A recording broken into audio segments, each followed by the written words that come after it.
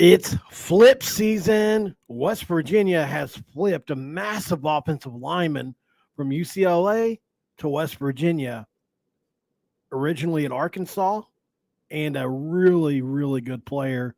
Also, Brayton Siders is one heck of a pass rusher. You don't want to miss these breakdowns.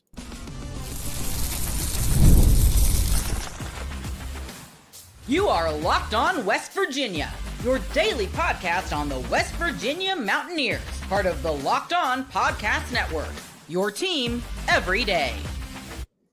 What is up, guys? Welcome back in. My name is Mountaineer Paul. I am your host. This is Locked On West Virginia. Thanks for stopping by, man. Happy Monday to you. Hopefully your work week is either just beginning or maybe it's ending. Who knows? But I appreciate you for being here nonetheless. This episode is going to be brought to you by Game Time. Today's episode brought to you by Game Time. All you have to do is create an account and use code LOCKEDONCollege for $20 off your very first purchase. West Virginia, man, they're attacking this portal like there's no tomorrow, and maybe there is no tomorrow. Who knows what tomorrow is going to bring? What I do know is they did a one heck of a job getting this guy flipped from UCLA to West Virginia, and I'll be honest, I didn't see it coming. This is a guy that was here over the weekend from Friday to Sunday, from what he tells me. And although I knew there was a lot of guys on campus that weekend, I mean, there's some guys that have just kind of gone under the radar here for me. So, yes, West Virginia continues to bring guys in that, to be honest, really impressed me. And this guy's another one. I've got a lot of notes on this player. I did a lot of research on this player. I spent a lot of the afternoon kind of checking in with different people. I've spoken with a couple of line coaches about this guy.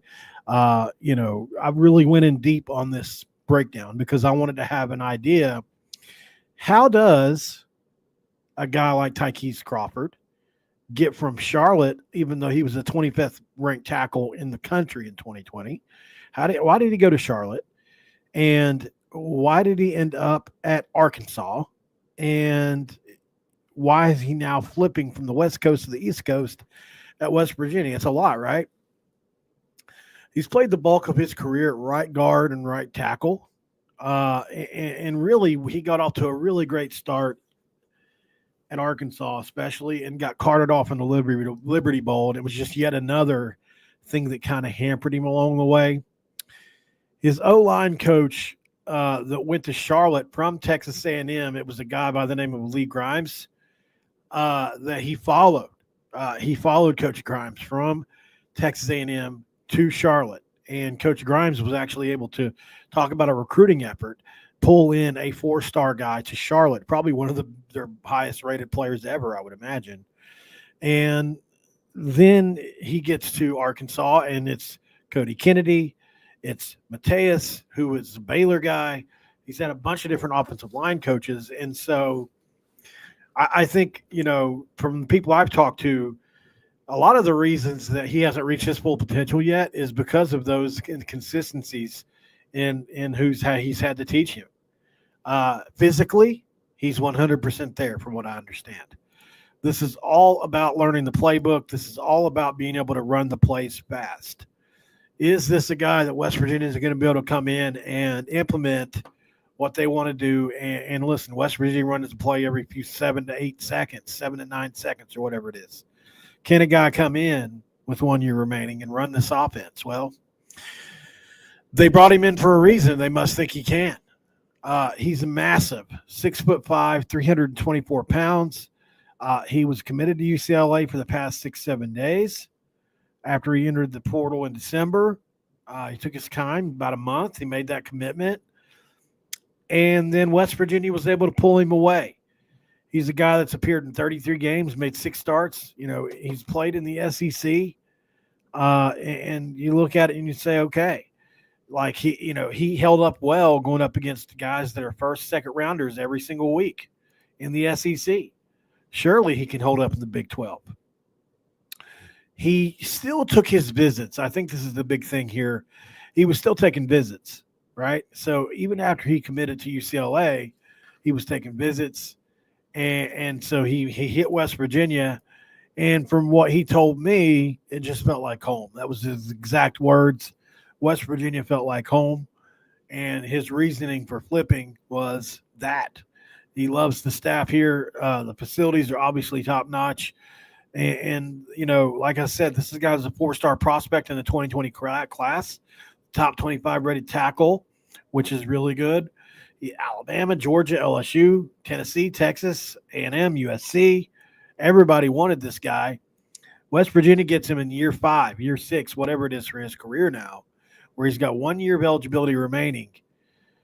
There might be only 1 or 2 guys on the team that's got that much time in, a lot of 5th-year guys. I think this may be a 6th year. No, this is his 5th. So there's a lot of guys with 5 years. Never mind.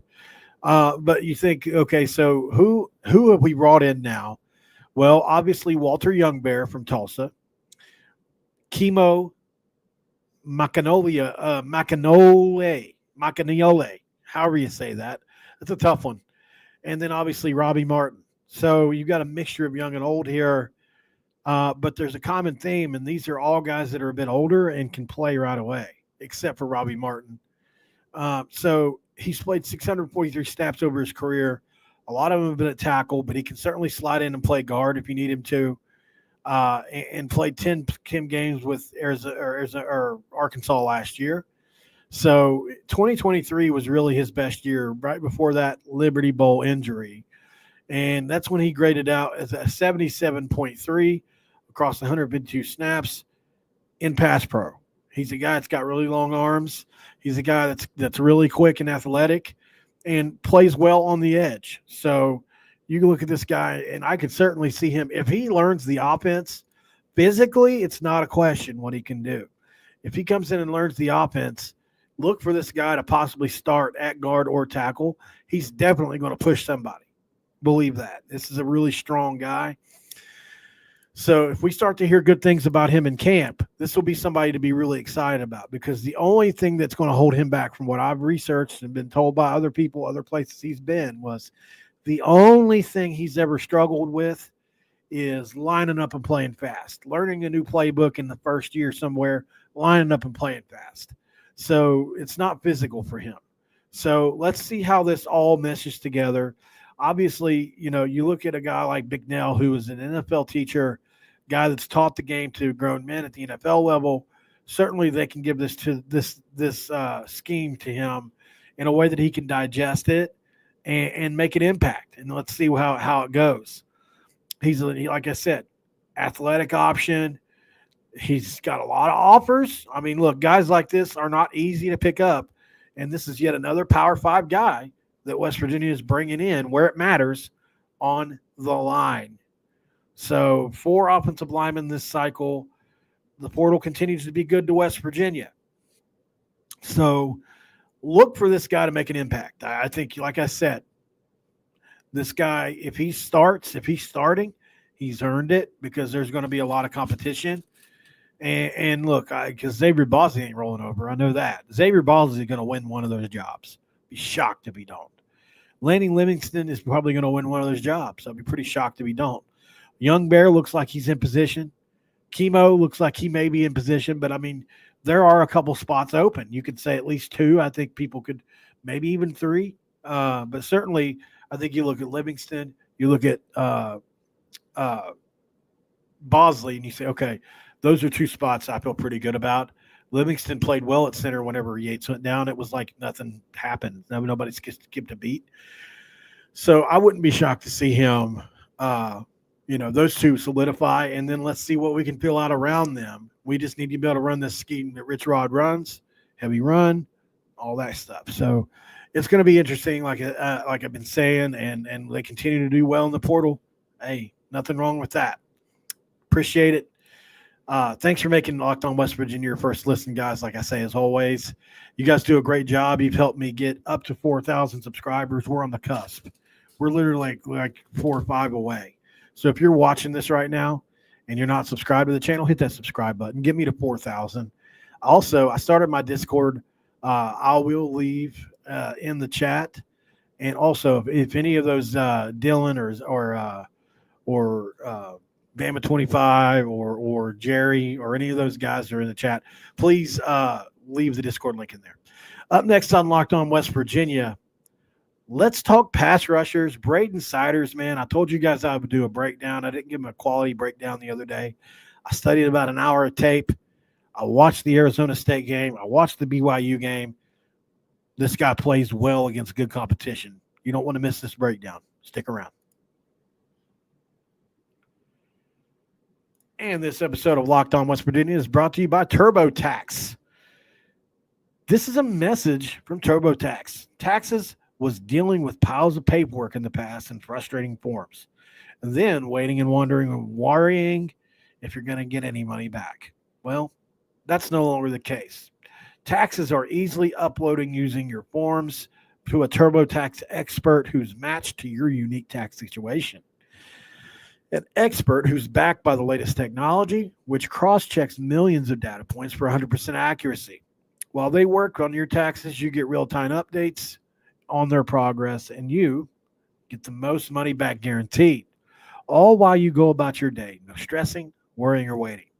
Now, this is taxes Intuit TurboTax. Get an expert now on TurboTax.com. Only available with TurboTax live full service. Real-time updates are only available in the iOS mobile app. See the guarantee details at TurboTax.com/guarantees. Braden Siders is a defensive end from Wyoming. Wouldn't be a cowboy. Should be a rope and ride. Did I do it again? I'm giving out lessons. Don't worry. I will give out lessons. Listen, dude, I love this guy, man. I went and looked at his tape today. It made me happy. It really did. I love his grit, determination, not giving up on a play. He reminds me of those, players in the past for West Virginia that have been all motor, all go, not giving up. I love him, man. He's one of my favorite players we brought in. And similar to Reed Carrico, in a lot of ways, he's got that grit, got that determination.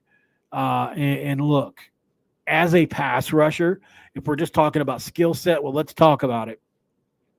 This is a guy that's 6'3", 6'4", 250 pounds. So this is a big edge rusher that can hold up against the run, but is really a specialized type pass rusher. He's experienced. He's played in a lot of games. He spent 4 seasons with the Cowboys, but played in a total of 3 of those seasons over the last 3 years. He's in 33 games and started 26. He's from Colorado. Another flip. He was at Arizona first, right? Well, here we go. He's been productive. 91 tackles, 23.5 tackles for loss, and 14 sacks. That's what we're getting here. And look, you look at last year, he had a little bit of a down year. 5 sacks for loss, 5 tackles for loss, and 3 sacks in just 8 games where he was injured. His best campaign was in 22 when he had 13.5 tackles for loss and 7 sacks. Kind of wondered why he didn't transfer after that year, honestly. So he's one of the only D linemen we've gotten this cycle so far, and I think we'll get others. But actually, I know we'll get others. We're just waiting on some things to go through. I'll tell you guys if you join my Discord, I'll tell you who that silent commit is. I'll make it public. Just wait till later. Siders has 1 season of eligibility remaining, following a trend. They're bringing in old guys. I think they know they're going to flip this roster again next year. They just want to get a little older in the spots and just build this thing up a little at a time. Because we're depleted. We lost a lot. 25 guys graduated. And then we lost the guys we did the portal, which is like another 20 guys, almost 50 players or whatever it is, maybe closer to 60 to replace. He's played almost 1,300 snaps on the defensive side of the ball. So you talk about experience, and look, he's got a 72.6 Pro Football Focus grade in run and pass support. So he's really good at what he does. I guess if you're asking me what my eyes tell me, he does a couple things really well. So first of all, he's got I would say if you're going to put this on a 10 scale, he's a 6 out of 10 rushing off the edge, just pure speed, which is good. He's going to beat 3/4 of tackles with his speed rush. If the quarterback holds the ball a beat too long. Obviously, if they're getting rid of it quickly, then there's no chance. He's not that fast. He's not, he's not Elvis Doomerville, to call back to somebody that we used to watch in Louisville. But what he really does well is he transfers speed to power really well. That's something I've seen him do on tape a bunch. So speed to power, for to put it in layman's terms, is whenever you come off the edge and you're trying to go fast and you're trying to go around somebody, to then getting up under their pads and using leverage to drive them back, usually in a bull rush, to the quarterback or the running back or whomever. And then another thing he does well is off of that outside pass rush. It's kind of like in basketball. You've got all these hesitation moves, or at least I did. Like Javon Small. He's got that step back, right? He uses it with the left hand. He's dribbling. He'll attack, and then he's got that step back. Well, off that step back, you've got several moves that you can do as well, right? It's similar to a pass rusher. If I'm pass rushing and I'm dipping and I'm trying to get under an offensive tackle, every now and again I'm going to want to hezzy out to the right side where I'm rushing around and hit that inside track and try to get a guy to overcommit, to try to step a little bit too far out and then take the inside route. And you can see he had a sack against Arizona State like that, and put Sawyer Robertson on his butt doing it. So he's certainly capable of quite a variety of pass rush moves, and he's going to fit in nicely. I think he can make a big impact because at Wyoming, they could key on him. He's obviously a threat for them off the edge. At West Virginia, it's a little different because the way Allie runs his schemes, sometimes you may get somebody from the nickel or the slot, or you may get a corner blitz. It's just hard to tell. Sometimes he brings them off the edge as well. It's going to be interesting to see what they use this guy in. I'm assuming he'll be a part of that 3 down front. Or maybe if they have a 4 down package, he'd be great for that too. Because I know Allie does run some even stuff. So I'm not saying they're going to run only 3 down, 3-3-5. I think they could do all of it. They may do a little bit of 3-3-5. They might maybe run a little 4-2-5. They may run a 4-3. I have no idea. But I'll look into it more. I know that Allie's preferred defense is the 3. It's odd stacked anyway. It may not be 3-3-5, but it's definitely odd stacked. It's definitely 3 men up front. So, and that's why we've got all these DBs coming in, obviously, because we wouldn't be going, in my opinion, we wouldn't have brought in as many DBs as we did, 4 corners and 4 safeties, if we weren't going to go 3-3-5. So, and obviously it's our most heavily invested area because you got to be good there. So Siders is a guy that you can plug in on that front. You can put him on the inside a little bit if you need to. He's just big enough to play run support, but certainly could be a liability as well at times. Maybe he's a package guy. You bring him in on 2nd and 3rd and long, or if a team's more of a passing team, maybe they're going to convert him to an outside linebacker. I don't know yet. We'll see what they do with him. I think he has the capability of being an outside backer for sure if he loses 15 or 20 pounds. I don't know what his pass rush or his coverage skills look like that I've seen, but there's a multitude of options for a guy like Siders, who is on that, what I consider tweener. He's a tweener, right? 6'3", 250. You're going to get bulldozed against certain squads like what K-State does and, to a certain extent what Oklahoma State does sometimes, or Utah. Big packages, big run formations. A lot of times those tweeners can get eaten up in run support. So not all of them. Some are really good against the run. Like I said, Siders really held up well against the run at times, but that was at Wyoming. So I'll be interested to see just how he holds up going forward for the Mountaineers. Up next on Locked On West Virginia, guys, let's put a final touch on this and talk about a couple things that we've got going on. Stick around. This is Locked On West Virginia. And this episode of Locked On West Virginia is brought to you by Game Time. Right now, Game Time is making it easy because attending the new 12-team college football playoff is an incredible experience that brings fans together like never before. I remember the excitement of past playoff game or BCS games, and you can't wait to make memories with the updated format and extra teams involved. Game Time has a new feature called Game Time Picks that makes getting tickets for events even easier. It filters out the fluff to show you only incredible deals on great seats, so you don't have to waste your time searching through thousands and thousands of tickets. Recently, I used Game Time Picks to find tickets for an upcoming game. Browsing through the deals was a breeze, and I found great value for all kinds of seats around the venue. The super deal in particular that stood out as the best value for the event was the one that I could see the seat views buying before the app, shows the total cost up front as well, no surprise fees at checkout, toggle that all-in pricing feature on. Plus, the on-time ticket delivery and lowest price guarantee gave me complete peace of mind. Take the guesswork out of buying tickets with Game Time. Download the Game Time app, create an account, and use code LOCKEDONCollege for $20 off your first purchase. Terms apply. But again, create the account and redeem the code LOCKEDONCOLLEGE for $20 off. And download the Game Time app.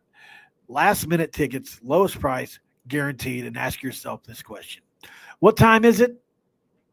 It's game time.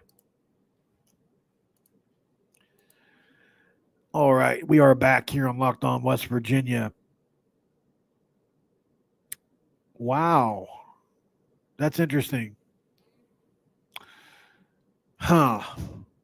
I'll tell you what. I'm going to check some news here really quick, see if we got something breaking here. I don't think that's the case, but I just want to check anyway.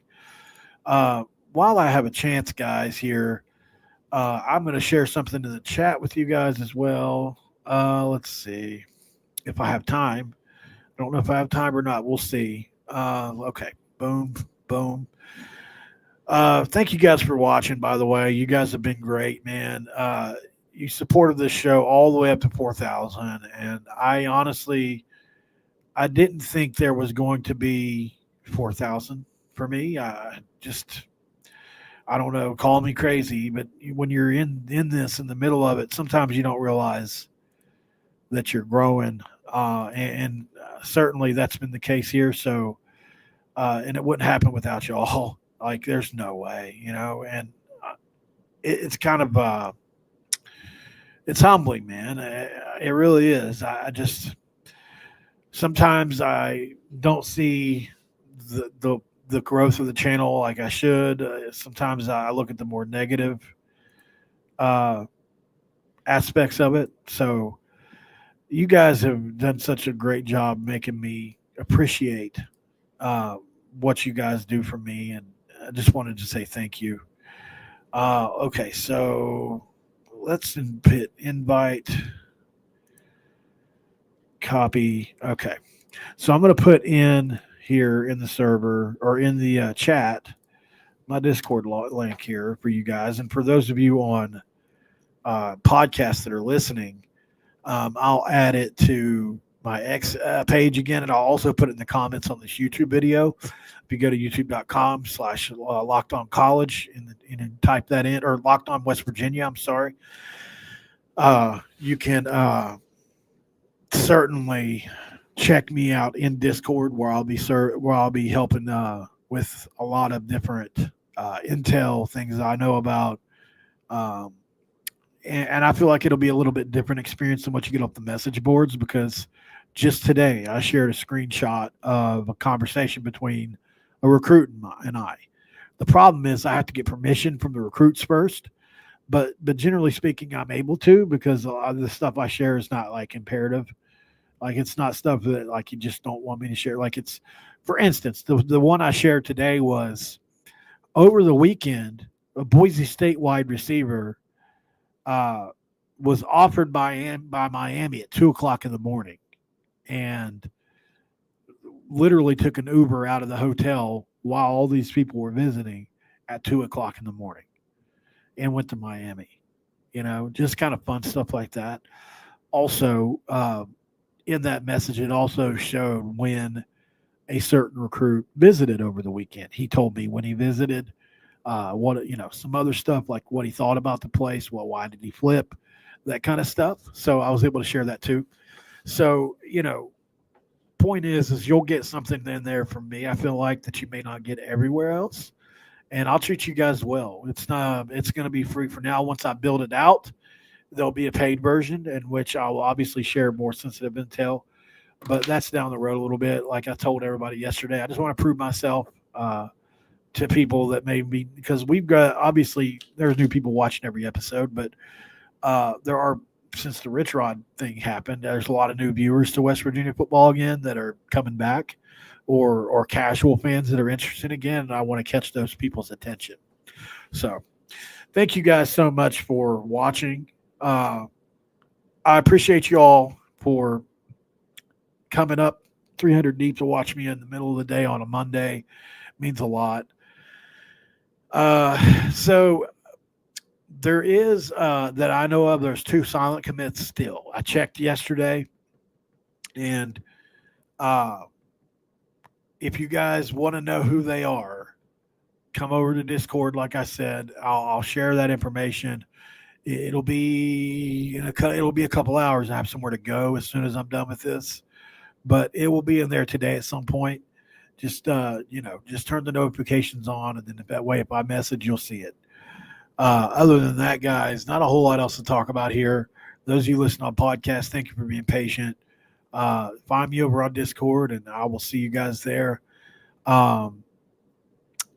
Hopefully we get some more commits pretty soon. Like I said, technically to be involved for spring, I think this past week was the last day to be involved, but as you can see, there are people still coming in later, and I think there is ways around it. So I think Mike and Chris said on their podcast earlier, even Jaheim Joseph and Garnett Hollis Jr.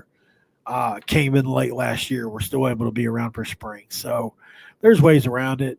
So we'll just keep on keeping on and keep on paying attention to see who may or may not commit this week, because I do believe, well, I do know for sure there's at least one more, but I know that there are 2.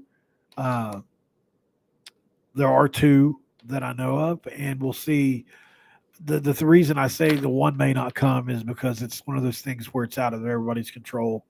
Sometimes it's, I'll just throw out a couple of examples. Sometimes credits don't transfer. Sometimes people can't get the degrees fast enough. Sometimes, that kind of stuff. So there are extenuating circumstances, but I do believe that we'll be okay on at least one of them. So I'll come over and talk to you guys about that here in a little bit. Thanks for joining. I will see you guys later. Hit that subscribe button before you go. Drop a comment down below after the video is over in the chat, like in the actual comment box down below. And I'll see you next time, guys. Thanks for making Locked On West Virginia your first listen. If I can encourage you to make your second listen Locked On West or Locked On Big 12, Drake Toll leads the conversation in almost everything. Like I say always, he did 1 million views in December. It's incredible numbers. He leads it all, man. He does a great job covering the Big 12. He really does. He's got a great personality. He's obviously headed places. He's already a play-by-play guy. He does it all.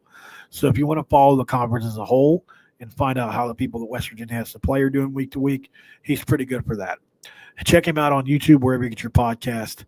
I'll see you guys here later. I may do another video here in a couple hours. Just depends on what happens. If not, I'll see you tomorrow. All right, guys, this episode's over, and I am out of here. Good night.